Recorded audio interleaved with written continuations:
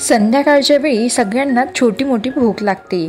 यावेळी नेमकं काय खावं हे अनेकदा सुचत नाही। यामुळे संध्याकाळच्या वेळी पचनास हलके असलेले आणि चविष्ट पदार्थ खायचे असल्यास पापड कोन चाट हा उत्तम पर्याय आहे। कमी वेळेत बनून तयार होते, पचायलाही हलका आणि चटपटीत पदार्थ आहे। लहान मुलांपासून मोठ्यांपर्यंत सगळ्यांच्याच आवडीचा हा पदार्थ झटपट बनतो व बनवायला देखील अगदी सोपा आहे।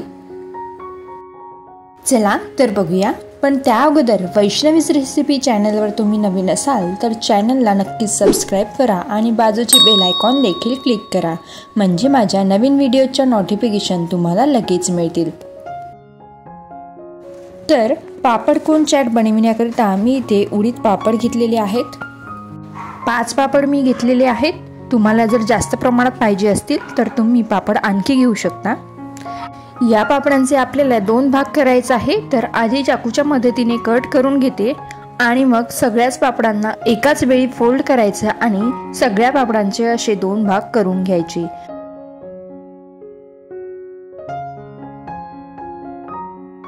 आता हे पापड आपण भाजून घेऊया। गॅसवरती डायरेक्ट न भाजता आपण हे तव्यावर किंवा पॅन मध्ये भाजून घेऊ। तेल न वापरता पापड भाजून घेत आहोत। कापडाने अशा प्रकारे प्रेस करत पापड दोन्ही बाजूंनी भाजून घेतलेले आहेत। पापड भाजून झाले की एका प्लेट मध्ये ठेवायचे। आता यानंतरची प्रोसेस मात्र अगदी झटपट करायची आहे, ते म्हणजे पापडाचा कोन तयार करणे। पापड गरम असतानाच त्याचा कोन तयार करून घ्यायचा। पापड गरम असतानाच तो नरम असतो, त्यामुळे पापडाला कोनचा आकार देता येते। नाहीतर जसजसा पापड थंड होऊ लागतो त्यासोबतच तो कडकही होतो, त्यामुळे त्याला आकार देता येत नाही, तो मध्येच तुटतो, मग कोन बनवता येत नाही। तर व्हिडिओमध्ये दाखवल्याप्रमाणे पापडाचा कोन तयार करून घ्या। तर सगळे कोन मी इथे तयार करून घेतले। एक भाजून घेतलेला पापड मी तसाच शिल्लक ठेवलेला आहे, त्याचा कोन तयार केलेला नाही। आता या कोनमध्ये भरायसाठी चटपटीत अशी स्टफिंग तयार करून घेऊ। तर त्यासाठी एका बाउलमध्ये बारीक चिरलेला कांदा घ्यायचा आहे आणि बारीक चिरलेला टोमॅटो घ्यायचा, त्यासोबतच थोडी कोथिंबीर घालायची। जो आपण भाजलेला पापड शिल्लक ठेवला होता तो पण यात टाकायचा। पापडाचा छान चुरा करून टाकायचा आहे। स्टफिंग छान चटपटीत होण्याकरिता त्यात काही मसाले ऍड करूया। चवीपुरतं मीठ घालायचं, अगदी थोडं लाल तिखट घेतलेलं आहे, भाजलेल्या जिऱ्याची पूड घालायची, पाव चमचा काळं मीठ घालायचं आणि पाव चमचा चाट मसाला घातलेला आहे। अर्ध्या लिंबाचा रस घालायचा आणि सर्वात शेवटी यात बारीक शेव घालायची। छान एकत्रित करून घ्यायचं।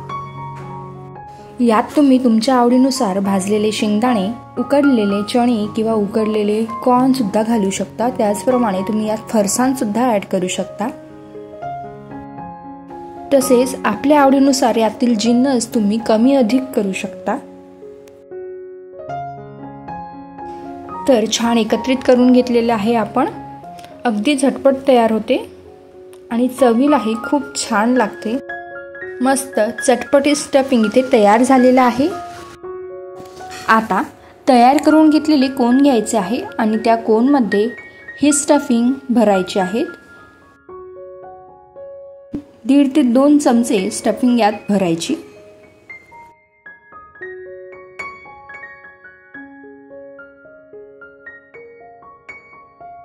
सगळ्या कोनमध्ये मी हे स्टफिंग भरून घेते। तर आपला पापड कोन चाट इथे तयार झालेला आहे। या कोनची चव तुम्हाला आणखीनच वाढवायची असेल तर यावर तुम्ही थोडी हिरवी चटणी किंवा मग दही किंवा चिंच गुळाची आंबट गोड चटणी टाकू शकता। तसेच तुम्ही टोमॅटो केचप सुद्धा यावर घालून खाऊ शकता। तुम्ही बघितलंच आहे की अगदी कमी वेळात हा पदार्थ तयार होतो आणि खूप खूप चटपटीत आहे हा पदार्थ, सगळेच आवडीने खातील। ही रेसिपी तुम्ही नक्कीच बनवून बघा। तर कशी वाटली आजची रेसिपी आवडल्यास व्हिडिओला लाईक करा, जास्तीत जास्त शेअर करा आणि अशाच चमचमीत रेसिपी करिता वैष्णवीज रेसिपीला जरूर सबस्क्राईब करा। पुन्हा भेटूया एका नवीन व्हिडिओ सोबत. तोपर्यंत धन्यवाद.